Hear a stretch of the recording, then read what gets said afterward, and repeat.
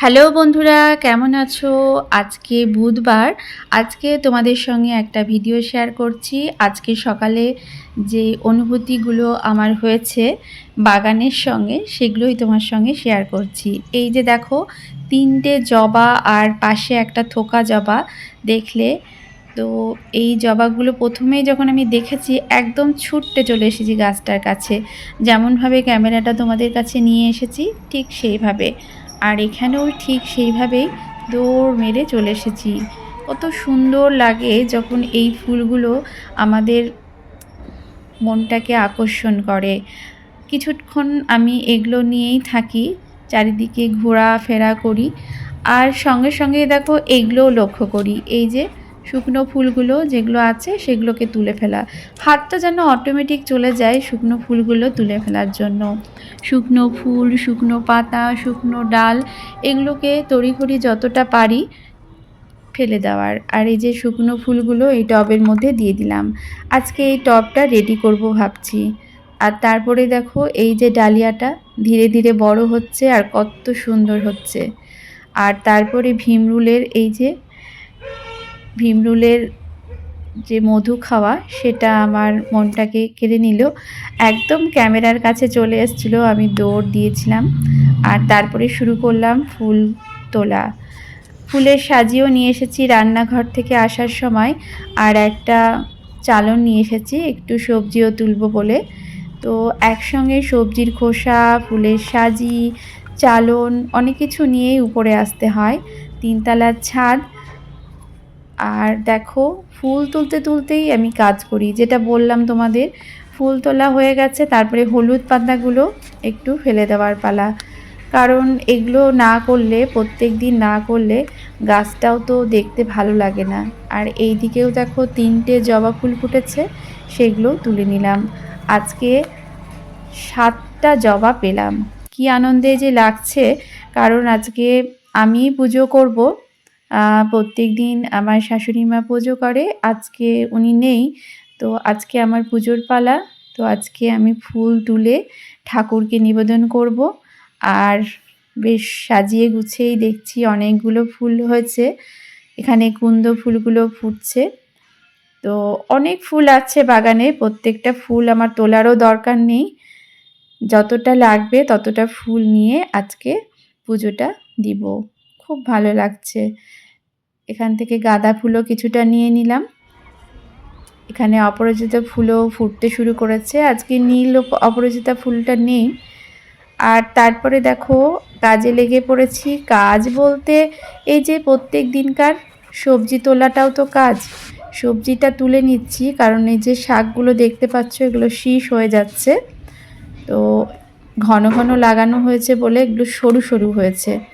যদি একটা দুটো করে লাগানো হতো আর জায়গাটা যদি বড় হতো, তাহলে হয়তো অনেক বড়ভাবে এগুলো বাড়তে পারত। তাই জন্য এগুলোকে পুরো গোড়া শুদ্ধ তুলে নিচ্ছি, কারণ এগুলো আর সেরকমভাবে বড় হবে না। আর এগুলোকে তুলে নিলে অন্য গাছগুলো ঠিকঠাক বাড়তে পারবে, তাদের যে শীষগুলো হবে সেগুলো খাওয়ার মতো হবে। আর এগুলো যে শক্ত হয়ে গেছে সেগুলোকে বাদ দিয়ে, আর গোড়াটাকে বাদ দিয়ে আমি নিয়ে নিলাম। আরও কিছুটা শাক তুলবো, আর তার সাথে সাথে কাজ করতে হবে। কাজ বলতে কিছুটা গাছে জল দিব। কালকে বিকেলবেলা গাছে জল দিইনি, সকালে দিয়েছিলাম বলে। আর এখন 10:30 বাজে।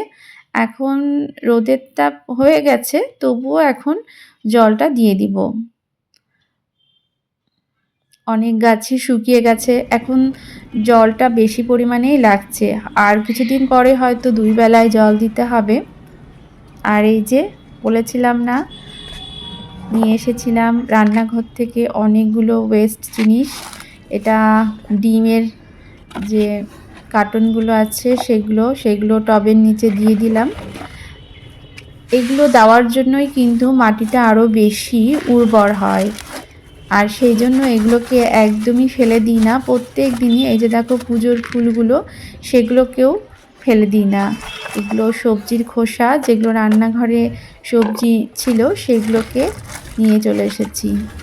এগুলোকে ডাস্টবিনে একদম ফেলা যাবে না, মাটির সঙ্গে মিশিয়ে দিলে এগুলো ভালো হবে। আর তারপর এই যে পলিনেশন করার জন্য আমি কুমড়ো ফুল নিয়েছি, আর যেটাতে কুমড়ো হয়েছে তার সাথে এই পলিনেশনটা করে নিব। এক হাতে পারছিলাম না, তাই দেখাতে পারলাম না।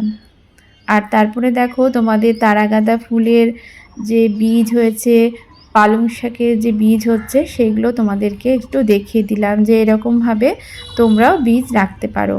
আর এই যে পিটুনিয়া ফুলের বীজও রাখা যায়, এইভাবে যদি তোমরা শুকনো ফুলগুলোকে রেখে দাও তাহলে এগুলো সুন্দর বীজ হয়ে যায়। আর এই যে দেখো শিম গাছেরও বীজ করতে রেখে দিয়েছি, একটা তো পেকে গেছে আর এটাও অনেকটা বড় হয়ে গেছে, এখনও শিম হচ্ছে। আর এই বিন গাছে বিন ধরতে শুরু করেছে। এইবার বিন গাছটা অনেক দেরিতে লাগানো হয়েছে, আর এটাকে রেখে দিব বীজের জন্য। আর এই যে অনেক গাঁদার বীজও হয়েছে, আর কলমি শাকের বীজ আরও হয়ে গেছে। আগেও দেখিয়েছি যে বীজগুলো তুলেছিলাম, সেগুলো থেকে ছড়িয়ে অনেক চারা গাছও বেরিয়ে গেছে, তো এগুলোও ছড়িয়ে দেব। আর এই ধনে পাতাগুলো একটা জায়গা থেকে তুলে লাগিয়েছিলাম, দেখো এগুলো সুন্দরভাবে লেগে গেছে। আর পালং শাকটা তুলে নিলাম, বড় বড় হয়ে গেছে যেহেতু। আর এই যে কসমস ফুলের গাছ পুরো পোকাতে ছেয়ে গেছে, তো এটাকে বেশি দিন রাখা যাবে না, তাহলে এই পোকাগুলো অন্য গাছে চলে যাবে। গাছটাও মরে গেছে, তাই তুলে ফেলবো। আর এই যে দেখো এটা যে কি গাছ আমি ঠিক বুঝতে পারলাম না, আমি নার্সারি থেকে নিয়ে এসেছিলাম স্ট্রবেরি গাছ বলে, কিন্তু একদমই স্ট্রবেরির গাছ না। তো এটাকে গোড়া শুদ্ধ তুলতে পারলাম না, পরে চেষ্টা করব। আর এই কুমড়োর গাছগুলোকে তুলে দিচ্ছি, কারণ অনেক কুমড়ো গাছ হয়েছে, আর এই গাছগুলো পরে লাগিয়েছিলাম ঠিকঠাক বাড়েনি, তো ভাবছি এগুলোকে তুলে দিয়ে অন্য যে ছোট্ট চারা গাছ হয়েছে সেগুলোকে লাগিয়ে দিব। তো কাজগুলো করে নিতে হয়, প্রত্যেকবারই যে সফল হওয়া যায় সেটা তো না। আর এই যে কুমড়ো গাছটা পাশে হয়েছে, সে গাছের ডগাটা একটুখানি কেটে নিলাম, আর এই যে গাছটা তুলে নিলাম সেই ডালপালাগুলো এই টবের মধ্যে দিয়ে দিলাম।